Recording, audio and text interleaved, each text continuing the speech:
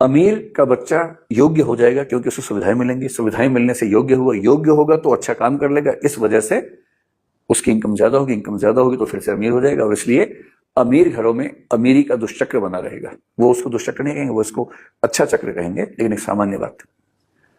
अब इसका विपरीत देखिए कि एक व्यक्ति गरीब है, पुअर है, गरीब घर में पैदा हुआ है, फिर बाद में उसका एक बेटा हुआ ए नाम का।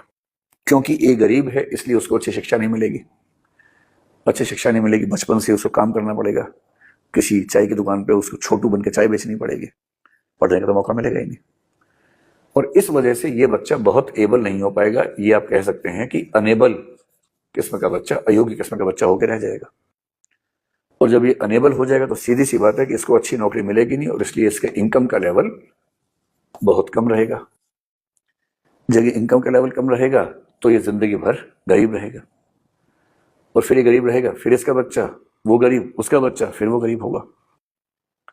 एक आध बच्चा संयोग से इस दुष्चक्र को तोड़ देगा, अखबारों में बड़ा बड़ा छपेगा उसके बारे में, और लोग ये भरोसा कर लेंगे कि गरीबी से हर व्यक्ति लड़ सकता है, जबकि ये बात सही नहीं है। गरीबी से लाखों में, हजारों में एक आध व्यक्ति लड़ पाता है, कुछ ही व्यक्ति लड़ पाते हैं।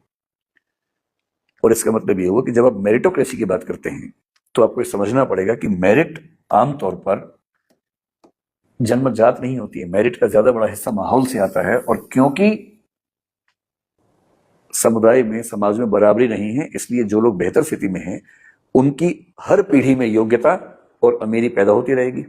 और मेरिटोक्रेसी के नाम पर दरअसल जो प्लूटोक्रेसी होती है, जो समाज के अमीर लोग हैं उनका शासन होता है, वो पीढ़ी दर पीढ़ी चलता रहता है, और गरीब लोगों को या पिछड़े व्यक्तियों को अयोग्य कह कहकर हर पीढ़ी में हम खारिज करते रहते हैं।